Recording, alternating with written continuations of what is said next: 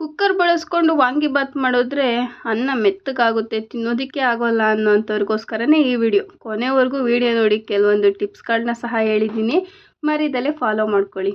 ಹಾಗಿದ್ರೆ ಬನ್ನಿ ಕುಕ್ಕರ್ ಬಳಸ್ಕೊಂಡು ವಾಂಗಿಬಾತ್ ಮಾಡೋದು ಹೇಗೆ ನೋಡೋಣವಾ. ಮೊದಲಿಗೆ ಒಂದು ಕುಕ್ಕರ್ನ ಇಟ್ಟು ಅದಕ್ಕೆ ಎಣ್ಣೆನ ಹಾಕ್ಕೊಳ್ಳಿ, 2 ಸ್ಪೂನ್ನಷ್ಟು. ನೀವು ಬೇಕಿದ್ರೆ ತುಪ್ಪ ಕೂಡ ಹಾಕೋಬೋದು, ಇಲ್ಲ 2 ಮಿಕ್ಸಾಗಿ ತೊಗೊಳ್ಳಿ. ಅದ್ರ ಜೊತೆಗೆ ಒಂದು ಪಲಾವ್ ಎಲೆ, ಕಡಲೆಬೇಳೆ, ಸಾಸಿವೆ ಹಾಗೆ ಉದ್ದಿನ ಬೇಳೆನ ಹಾಕ್ಕೊಂಡು ಸ್ಲೋ ಫ್ಲೇಮ್ನಲ್ಲಿ ಇಟ್ಕೊಂಡು ಪೂರ್ತಿ ಕೆಂಪಗಾಗೋವರೆಗೂ ಚೆನ್ನಾಗಿ ಬಾಡಿಸ್ಕೊಳ್ಳಿ. ಎಣ್ಣೆ ಅಥವಾ ತುಪ್ಪ ಸ್ವಲ್ಪ ಜಾಸ್ತಿ ಹಾಕ್ಕೊಂಡ್ರೆ ಇನ್ನೂ ಸ್ವಲ್ಪ ಟೇಸ್ಟ್ ಚೆನ್ನಾಗಿ ಬರುತ್ತೆ. ನೀವಿಲ್ಲಿ ಬೇಕಿದ್ರೆ ಗೋಡಂಬಿ ಕೂಡ ಆ್ಯಡ್ ಮಾಡ್ಕೋಬೋದು. ಅದ್ರ ಜೊತೆಗೆ 4ರಿಂದ 5 ಉದ್ದಕ್ಕೆ ಕಟ್ ಮಾಡಿ ಇಟ್ಕೊಂಡಿರೋಂಥ ಹಸಿ ಮೆಣಸಿನ್ಕಾಯಿ ಹಾಗೆ 3 ದಪ್ಪದ ಈರುಳ್ಳಿ ಸಣ್ಣದಾಗಿ ಕಟ್ ಮಾಡಿ ಇಟ್ಕೊಂಡು ಅದನ್ನು ಕೂಡ ಕೆಂಪಗಾಗೋವರೆಗೂ ಚೆನ್ನಾಗಿ ಫ್ರೈನ ಮಾಡ್ಕೊಳ್ಳಿ. ಈರುಳ್ಳಿ ಆದಷ್ಟು ಎಷ್ಟು ಸಣ್ಣಗಾಗುತ್ತೋ ಅಷ್ಟು ಸಣ್ಣದಾಗಿ ಕಟ್ ಮಾಡ್ಕೊಳ್ಳಿ. ಅದ್ರ ಜೊತೆಗೆ ಇಲ್ಲಿ ನಾನು 3 ಬ್ಯಾಡಗಿ ಮೆಣಸಿನ್ಕಾಯಿ ಹಾಗೆ 1 ಕಡ್ಡಿಯಷ್ಟು ಕರಿಬೇವಿನ ಸೊಪ್ಪನ್ನ ತೊಗೊಂಡಿದ್ದೀನಿ. ಇವೆರಡನ್ನು ಮಧ್ಯದಲ್ಲಿ ಸೇರಿಸ್ಕೊತಾ ಇದ್ದೀನಿ, ಏಕೆಂದರೆ ಸೀದೋಗಬಾರ್ದು ಅನ್ನೋ ಕಾರಣಕ್ಕೋಸ್ಕರ. ನಾನಿಲ್ಲಿ 1/4 kg ಬದನೆಕಾಯಿನ ಉದ್ದಕ್ಕೆ ಅದು ಮೀಡಿಯಮ್ ಸೈಜ್ನಲ್ಲಿ ಕಟ್ ಮಾಡಿ ಇಟ್ಕೊಂಡಿದ್ದೀನಿ. ಜಾಸ್ತಿ ಸಣ್ಣದಾಗಿ ಕಟ್ ಮಾಡ್ಕೋಬೇಡಿ, ಯಾಕೆಂದರೆ ಅದು ಪೂರ್ತಿ ಬೆಂದೋಗೋ ಚಾನ್ಸಸ್ ಇರುತ್ತೆ, ಹಾಗಾಗಿ ಸಿಗೋದಿಲ್ಲ. ನಿಮಗೆ ಬದನೆಕಾಯಿ ಮಧ್ಯದಲ್ಲಿ ಸಿಗಬಾರ್ದು ಅನ್ನೋದಿದ್ರೆ ಬೇಕಾದ್ರೆ ನೀವು ಸಣ್ಣದಾಗಿ ಕಟ್ ಮಾಡಿ ಇಟ್ಕೊಳ್ಳಿ, ಉದ್ದನಾಗಿದ್ರೇ ಚೆನ್ನಾಗಿರುತ್ತೆ.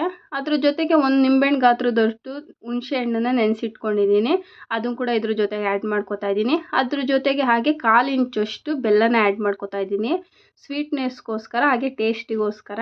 ನಾನಿಲ್ಲಿ ನೆನೆಸಿಟ್ಟಿರೋ ಅಂಥ ಬಟಾಣಿ ತೊಗೊಂಡಿದ್ದೀನಿ, ನೀವು ಬೇಕಿದ್ರೆ ಹಸಿ ಬಟಾಣಿ ಕೂಡ ಬಳಸ್ಕೋಬೋದು ಇದಕ್ಕೆ. ಇವೆಲ್ಲನೂ ಹಾಕಿ ಸ್ವಲ್ಪ ಹೊತ್ತು ಮಾತ್ರ ಫ್ರೈ ಮಾಡಿ, ಜಾಸ್ತಿ ಫ್ರೈ ಮಾಡ್ಲಿಕ್ಕೆ ಹೋಗಬೇಡಿ. ರುಚಿಗೆ ತಕ್ಕಷ್ಟು ಉಪ್ಪು ಹಾಗೆ ನಾನಿಲ್ಲಿ ಇವತ್ತು MTR ವಾಂಗಿಬಾತ್ ಪೌಡರ್ನ ಬಳಸ್ಕೊತಾ ಇದ್ದೀನಿ, ಯಾವುದೇ ಹೋಮ್ ಮೇಡ್ ಅಲ್ಲ ಇದು. ಅಂಗಡಿಯಿಂದ ತರಿಸಿ ಒಂದೇ ಒಂದು ಪ್ಯಾಕೆಟ್ನ ಬಳಸ್ಕೊತಾ ಇದ್ದೀನಿ. 2ರಿಂದ 3 ಜನಕ್ಕೆ ಆಗೋವಷ್ಟು ನಾನಿಲ್ಲಿ ಅಡುಗೆ ಮಾಡ್ತಾ ಇರೋದ್ರಿಂದ ಒಂದೇ ಒಂದು ಪ್ಯಾಕೆಟ್ನ ಬಳಸ್ಕೊಂಡಿದ್ದೀನಿ. ನೀವು ಇನ್ನೂ ಸ್ವಲ್ಪ ಜಾಸ್ತಿ ಮಾಡ್ತೀರಾ ಅನ್ನೋದಾದರೆ ಇನ್ನೂ ಒಂದು ಪ್ಯಾಕೆಟ್ನ ಆ್ಯಡ್ ಮಾಡ್ಕೊಳ್ಳಿ. ಅದ್ರ ಜೊತೆಗೆ 1 ಚಿಟಿಕೆಯಷ್ಟು ಅರಿಶಿನ ಪುಡಿನ ಹಾಕೋತಾ ಇದ್ದೀನಿ. ಎಲ್ಲನೂ ಪೂರ್ತಿ ಚೆನ್ನಾಗಿ ಫ್ರೈ ಮಾಡ್ಕೊಂಡ ನಂತರ ನಾನಿಲ್ಲಿ 1.5 ಕಪ್ನಷ್ಟು ಅಕ್ಕಿ ತೊಗೋತಾ ಇರೋದ್ರಿಂದ 3 ಗ್ಲಾಸ್ನಷ್ಟು ನೀರನ್ನ ಹಾಕ್ತಾಯಿದ್ದೀನಿ. ನಾನು ಅಳತೆಗೆ ಅಂತ ಈ ಗ್ಲಾಸ್ನ ತೊಗೊಂಡಿದ್ದೀನಿ. ನೀರನ್ನ ಹಾಕ್ಬೇಕಾದ್ರೆ ನೀವು ಡಿಪ್ಪು ಅಕ್ಕಿ ಬಳಸ್ತಾ ಇದ್ದೀರಾ ಅಂದರೆ ನೀರನ್ನ ಸ್ವಲ್ಪ ನೋಡಿಕೊಂಡು ಕಮ್ಮಿನೇ ಹಾಕ್ಕೊಳ್ಳಿ. ಸೋನಾ ಮಸೂರಿ ಹಾಕ್ತಾ ಇದ್ದೀರಾ ಇನ್ನು ಬೇರೆ ಥರ ಅಂತಂದರೆ ಸ್ವಲ್ಪ ಕಮ್ಮಿನೇ ಹಾಕ್ಕೊಳ್ಳಿ. ಅದ್ರ ಜೊತೆಗೆ ಕೊತ್ತಂಬರಿ ಸೊಪ್ಪನ್ನ ಆ್ಯಡ್ ಮಾಡಿಕೊಂಡು ಒಂದು ಕುದಿ ಬರೋವರೆಗೂ ವೆಯ್ಟ್ ಮಾಡಿ, ಯಾಕೆಂದರೆ ಅನ್ನ ಉಡುಡಿಯಾಗಿ ಬರಬೇಕು ಅಂದರೆ ಒಂದು ಕುದಿ ಬಂದ ನಂತರ ತೊಳೆದಿಟ್ಟಿರೋ ಅಂಥ ಅಕ್ಕಿ ಹಾಕೋದ್ರಿಂದ ಅನ್ನ ಮೆತ್ತಗಾಗಲ್ಲ, ಪೂರ್ತಿ ಕರೆಕ್ಟಾಗಿ ಮಿಕ್ಸ್ ಆಗಿರುತ್ತೆ ಅದಕ್ಕೋಸ್ಕರ. ನೋಡಿ ಈ ಥರ ಒಂದು ಕುದಿ ಬರ್ತಿದ್ದಾಗೇ ನಾನಿಲ್ಲಿ ತೊಳೆದಿಟ್ಕೊಂಡಿರೋ ಅಂಥ 1.5 ಕಪ್ನಷ್ಟು ಸೋನಾ ಮಸೂರಿ ಅಕ್ಕಿನ ಕೂಡ ಆ್ಯಡ್ ಮಾಡ್ಕೊತಾ ಇದ್ದೀನಿ. ಇದು ಕೂಡ ಒಂದು ಕುದಿ ಬರೋವರೆಗೂ ಅಕ್ಕಿ ಹಾಕಿದ್ಮೇಲೆ ಸ್ವಲ್ಪ ಅದೊಂದು ಚೂರು ಮಳ್ಳೋವರೆಗೂ ವೆಯ್ಟ್ ಮಾಡಿ, ಆ ನಂತರ ನೀವು ಕುಕ್ಕರ್ ವಿಷಲ್ನ ಹೊಡೆಸ್ಕೊಳ್ಳಿ.